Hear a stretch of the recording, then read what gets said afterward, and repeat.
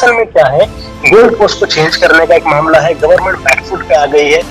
उनको बर्दाश्त नहीं हो रहा है कि मुस्लिम लड़कियां प्रोटेस्ट कर रही हैं, उनको बर्दाश्त नहीं हो रहा है कि मुस्लिम लड़कियां जो है अपने हक के लिए बात कर रही हैं। ये चाहते हैं कि मुस्लिम लड़कियां कैसे हों, जो तालिबान चाहता है अफगानिस्तान के अंदर, जो उस तरीके का ये लोग एक अक्सर हमारे सामने पेश कर रहे थे कि मुस्लिम लड़कियां घरों के अंदर बैठ के रहो, आरएसएस के लोग भी वही चाहते हैं। लेकिन जब ये आरएसएस के लोग देख रहे हैं मुस्लिम मर्दों से ज्यादा मुक्कल आज इंडिया में मुस्लिम औरतें हैं, और मैं ये फैक्ट पर आपको कहना चाहूंगा, आज पूरे इंडिया में भी अगर आप देखेंगे, सोशल मीडिया भी आप देखिए, सोशल मीडिया में सबसे ज्यादा मुस्लिम कम्युनिटी के अंदर वेरी ओपनली बात करने वाली मुस्लिम लड़कियां हैं, मुस्लिम मर्दों से ज्यादा। ये चीज इन्हें बर्दाश्त नहीं हो रहा, इसलिए ये बुल्ली ऐप का इशू बना दिए, सुल्ली डील का इशू बना दिए, बर्दाश्त नहीं हो रहा है मुस्लिम लड़कियों को देखकर। जब यूपी के अंदर मुस्लिम लड़कियां इतनी कॉन्फिडेंस से अपने बारे में बात कर रहे हैं, ये इन्हें बर्दाश्त नहीं हो रहा, इसलिए बता रहे हैं इनके पीछे कोई है।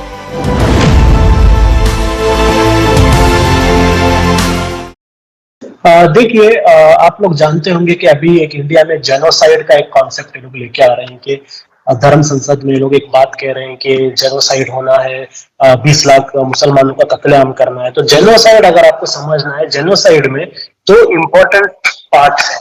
उसमें से एक पार्ट होता है क्लासिफिकेशन, सिंबलाइजेशन, और दूसरा पार्ट जो होता है उसको डीह्यूमनाइजेशन कहते हैं।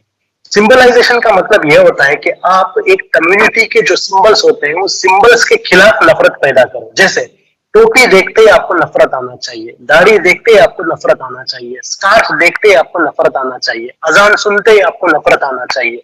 तो ये जो एक सिंबलाइजेशन का प्रोसेस वो हम इंडिया के अंदर देख रहे हैं। क्लासिफिकेशन का प्रोसेस तो ऑलरेडी कंप्लीट हो गया है, जिसके अंदर उन्होंने हम और आप जैसा एक बहुत बड़ा डिवाइड ला दिया है, और उसका नतीजा हम देखते हैं कि कॉलेज में जाने वाले बच्चों के दिलों के अंदर भी ये लोग जहर भर रहे हैं।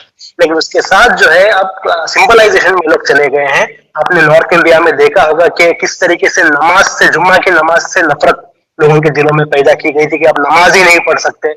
उसके बाद में आप मस्जिदों और दरगाहों के खिलाफ अपनी नफरत देखा कि मस्जिद और दरगाह को देखते ही एलर्जी हो जाता है कि ये दरगाह इलीगल है, इन्हें तोड़ो। और उसी तरीके से अभी ये नया लेके आ रहे हैं कि हिजाब आप घर में पहनो, आप स्कूल्स में मत पहनो, हिजाब को देखते ही नफरत। यानी इसको आपको एक लार्जर एस्पेक्ट में समझना होगा। लार्जर एस्पेक्ट में ये नंबर 1 जो है सिंबलाइजेशन का प्रोसेस है। इसके बाद और एक प्रोसेस आता है जिसको हम कहते हैं डीह्यूमनाइजेशन। डीह्यूमनाइजेशन का मतलब होते हो आप इंसान हो ही नहीं, हम आपकी बेसिक इंसानी हुकूक को मानते ही नहीं, यानी आप हमारे बराबर नहीं हो, हम आपके हक को नहीं मानते, आप हमारे जैसे जीने का आपको हक नहीं है। यही तो हो रहा है। आप मुस्लिम लड़कियों को, मुस्लिम स्टूडेंट्स को आप उनको एक डिह्यूमनाइज कर रहे हैं। एक हिजाब जैसा एक क्या है, कपड़ा है, कपड़े का टुकड़ा है, एक कपड़े को लेकर वो एक लड़की अपनी मर्जी से डाल रही है, उसके बेसिस पर एक किसी का फंडामेंटल राइट डिनाई करना, एक क्या है, डिह्यूमनाइजेशन है। तो इस चीज को हमें लार्जर एस्पेक्ट में देखना है कि पूरी की पूरी जेनोसाइड की तरफ जो ये लोग लेके जा रहे हैं हमारे मुल्क को, तो जेनोसाइड की इंपॉर्टेंट 2 स्टेजेस जो सिंबलाइजेशन है और डिह्यूमनाइजेशन है वो चल रहा है, और हिजाब का जो इशू है उसी का एक हिस्सा है। देखिए, इसमें असल में ये मैं खुद उडुपी में रहा हूँ। वहां पर मैं कर्नाटका के उस डिस्ट्रिक्ट में मैं था, मेरे कॉलेज और मेरा एजुकेशन वहीं पर हुआ। जमाने से हम लोग देख रहे हैं उसी कॉलेज में, और अलग अलग कॉलेज में अगर आप जाएंगे तो मुस्लिम लड़कियां जो है हिजाब पहन के जाती हैं। वहां पर कोई नया नहीं है, सालों से चल रहा है। और ये वहां का जो एजुकेशन मिनिस्टर का एक बहुत बड़ा झूठ है। उन्होंने एक बहुत बड़ा झूठ कहा है कि जनवरी तक, दिसंबर तक कुछ प्रॉब्लम नहीं था, दिसंबर तक लड़कियां जो है हिजाब के साथ नहीं आती थी, ऑल ऑफ अ सडन वो हिजाब पहन के आना शुरू कर दी। ये बड़ा झूठ है। ऑन द कॉन्ट्ररी, वो लोग हमेशा हिजाब पहन के आ रहे थे, आपको प्रॉब्लम नहीं था। आपको all of a sudden problem exam के 2 महीने पहले कैसे आया? इससे पहले क्यों है? लड़कियां तो वही पूछ रही हैं, लड़कियां वही पूछ रही है। अगर आपको हमारे हिजाब से प्रॉब्लम था तो एकेडमिक ईयर की शुरुआत में आपको प्रॉब्लम होना चाहिए था। पूरा एकेडमिक ईयर होने के बाद में जो है आपको जनवरी में कैसा आया? चंद लोगों को अगर भगवा शॉल पहन के आना तो एकेडमिक ईयर की शुरुआत में आपको भगवा शॉल पहनना था, अब आप क्यों शॉल पहन रहे हैं? देखिए, आप जानिए ये पूरा क्या हो रहा है कि एक कम्युनिटी के एक फंडामेंटल राइट को तोड़ने के लिए एक जस्टिफिकेशन लाया। आपने गुड़गांव में देखा, गुड़गांव में इसे कहा गया कि अगर आप इन लोगों को रास्ते पर नमाज पढ़ने देंगे तो हम रास्ते में पूजा कर लेंगे। तो पुलिस आकर क्या कहती है, आप पूजा भी मत करो, आप नमाज भी मत करो। उसी तरीके से ये लेके आ रहे हैं, अगर आप इनको हिजाब पहने देंगे तो हम शॉल पहन के आएंगे, और बीच में बैलेंसिंग एक्ट लेके आ रहे हैं, आप शॉल भी मत पहनो, आप हिजाब भी मत पहनो। तो ये एक जस्टिफिकेशन का प्रोसेस होगा। कल जाके ऐसे ही होगा। कल आप अजान के बारे में कहेंगे कि आप अजान 5 बार दोगे, हम भी 5 बार डीजे लगाएंगे, तो आप डीजे भी मत करो, हम अजान भी मत देंगे। तो ये हमेशा चलते रहने वाला है। तो आप इसको समझिए कि ये बेसिकली जो है एक फंडामेंटल राइट को तोड़ने की बात है। दूसरी चीज ये बता रहे हैं रूल्स यूनिफॉर्म, हमारे मुल्क में सबसे टॉप कॉन्स्टिट्यूशन है। ये कौन सा भी स्कूल, कौन सा भी इंस्टीट्यूट, कौन सा भी संगठन, क्या भी रूल बनाए, वो रूल कॉन्स्टिट्यूशन से बड़ा नहीं है। कोई गवर्नमेंट भी कुछ एक रूल बनाए, वो रूल कॉन्स्टिट्यूशन से बड़ा नहीं है। कॉन्स्टिट्यूशन में आर्टिकल 15 बराबरी की बात करता है। गवर्नमेंट किसी से भी धर्म जात के बुनियाद पर आप उन पर नाइंसाफी नहीं कर सकते। और आर्टिकल 25 में हर एक आदमी को अपना धर्म का मानना, प्रचार करना और प्रैक्टिस करने का पूरा हक है। तो जब बात कॉन्स्टिट्यूशन की आती है, बाकी सारे रूल साइड में चल जाते हैं, पूरे रूल साइड में चले जाते हैं।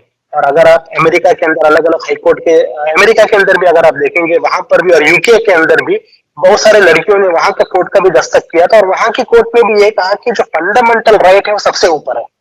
फंडामेंटल राइट के बाद ही रूल आ जाते हैं। समझे? अभी आप कल अगर ऐसा एक रूल लेके आएंगे कि फॉर एग्जांपल अगर एक आदमी ने दाढ़ी रखा है तो उसको वोट देने के लिए परमिशन नहीं है, क्योंकि उसका वोटर आईडी का फोटो में उसकी दाढ़ी नहीं था, लेकिन अभी उसे दाढ़ी है, वो आप नहीं ला सकते, क्योंकि वोटिंग जो है फंडामेंटल राइट है, आपका रूल सेकेंडरी है।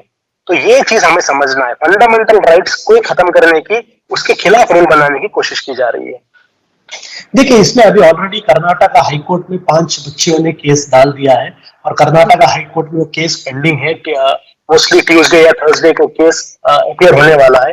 और आपने अगर उस केस में जो लीगली असिस्ट कर रहे हैं वो लॉयर्स का अगर आपने बात सुना होगा, तो लॉयर्स भी कहते हैं कि वेरी कॉन्फिडेंस है इसी बात को लेके। अगर आपने देखा होगा, नंबर 1, ये जो यूनिफॉर्म का लॉ ये लोग लेके आ रहे हैं, हर कॉलेज का यूनिफॉर्म का लॉ, असल में बहुत सारे कॉलेजेस में तो कल बच्चों ने वो लॉ बुक भी दिखाया कॉलेज का, जिसमें यूनिफॉर्म का कोई मेंशन नहीं किया गया था।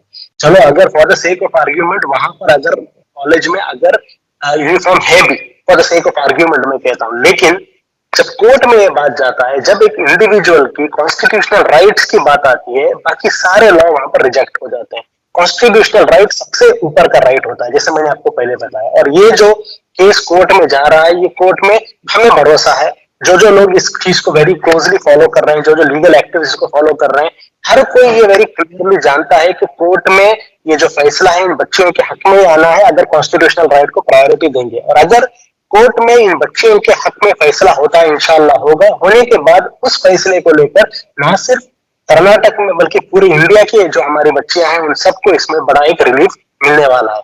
लेकिन मैं उसमें एक चीज ऐड करता हूँ कि देखिए, एक एक बैटल तो होता है जो लीगल बैटल करते हैं, उसके साथ साथ एक डेमोक्रेटिक बैटल भी बहुत जरूरी है। डेमोक्रेटिक बैटल का मतलब होता है कि हमारी डेमोक्रेसी ने हमें हक दिया है कि कोई गवर्नमेंट हमारा हक नहीं छीन सकता, कोई भी नहीं छीन सकता। अगर कोई गवर्नमेंट हमारा हक छीनने की कोशिश करती है कानून बना के या अपने गवर्नमेंट मशीनरीज को इस्तेमाल करके, तो इंडिया के सिटीजन्स को हक है अपना डेमोक्रेटिक राइट एक्सरसाइज करने का, और डेमोक्रेटिक राइट्स में आप प्रोटेस्ट कर सकते हैं, आप बता सकते हैं कि वी आर नॉट हैप्पी। तो आज आप देखते हैं कि वो लड़कियां वहां पर प्रोटेस्ट कर रही हैं, और बहुत बड़ी खुशी की बात है कि उन लड़कियों के साथ अब लड़के प्रोटेस्ट कर रहे हैं। और देखिए, गवर्नमेंट को भी इस चीज में बहुत केयरफुल होना पड़ेगा, तो उन्होंने देखा मुस्लिम लड़कियों को आप नजरअंदाज मत कीजिए। मुस्लिम एजुकेटेड, ये आज से 50 साल पुरानी जनरेशन की मुस्लिम लड़कियां नहीं है, ये एजुकेटेड मुस्लिम लड़कियां हैं। इनको कोई जबरदस्ती बुर्का पहना के स्कूल को नहीं भेजा, ये अपनी मर्जी से हिजाब पहन के गए हैं, और साथ ही साथ उनके अंदर कैपेसिटी भी है अपने हिजाब को डिफेंड करने की। आपने वीडियोस देखा होगा, वीडियो में वो बच्चियां किस तरीके से बात कर रही थी। बड़े बड़े मुस्लिम लीडरों के अंदर जो हिम्मत नहीं थी, वो हिम्मत उन बच्चियों ने दिखाया, वहां पर किस तरीके से वो लोग बात कर रहे थे। तो इन बच्चियों को भी आप नजरअंदाज मत कीजिए। ये मुस्लिम लड़कियां अपने डेमोक्रेटिक राइट के लिए लड़ना जानती हैं। हमने देखा इससे पहले जब जब मुस्लिम औरतें अपने हक के लिए रास्ते पे उतरे हैं, क्या हुआ है। तो इन लड़कियों को भी गवर्नमेंट को छेड़ना नहीं चाहिए। देखिए, जहां जहां बीजेपी की गवर्नमेंट है, ये बीजेपी गवर्नमेंट की एक आदत है अपने फेलियर को किसी के ऊपर डाल दें। जिस स्टेट्स के अंदर कोई भी मुस्लिम संगठन नहीं है, वहां पर वो ये चीज सेक्युलर पार्टीज पर डाल देंगे। जिस स्टेट में स्ट्रॉन्ग मुस्लिम ऑर्गेनाइजेशन है, वहां पर डाल देंगे। आप जानते हैं पॉपुलर फ्रंट के ऊपर भी ऐसे इल्जाम आते रहते हैं। उड़पी के प्रिंसिपल ने तो पॉपुलर फ्रंट के ऊपर डाल देते हैं कि हम भड़का रहे हैं। अभी और थोड़े जगह में मैं देख रहा हूँ, और एक मुस्लिम स्टूडेंट्स ऑर्गेनाइजेशन है कैंपस फ्रंट, उसका नाम डाला जा रहा है। ये असल में क्या है, गोल पोस्ट को चेंज करने का एक मामला है। गवर्नमेंट बैकफुट पे आ गई है।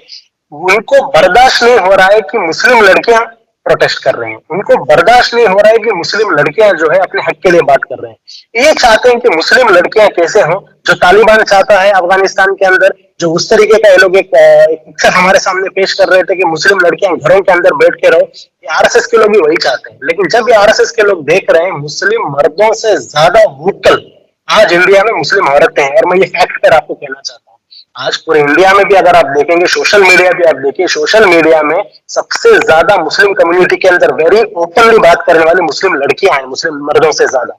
ये चीज इन्हें बर्दाश्त नहीं हो रहा है, इसलिए ये बुल्ली एक्ट का इशू बना दिए, सुल्ली डील का इशू बना, ये बर्दाश्त नहीं हो रहा है मुस्लिम लड़कियां देखकर। और अभी जब यूपी के अंदर मुस्लिम लड़कियां इतनी कॉन्फिडेंस से अपने बारे में बात कर रहे हैं, ये इन्हें बर्दाश्त नहीं हो रहा, इसलिए बता रहे हैं इनके पीछे कोई है, ये तंजीम है। उनसे मैं ये कहना चाहता हूँ, देखिए हमारी बच्चियां जो है अपने हक के लिए और अपने बारे में बात करने की पूरी काबिलियत रखते हैं। इन्हें कोई एक संगठन, कोई एक पॉलिटिकल पार्टी की जरूरत नहीं है। हमारी लड़कियां दूसरों से ज्यादा कैपेबल हैं अपने हक के लिए बात करने के लिए।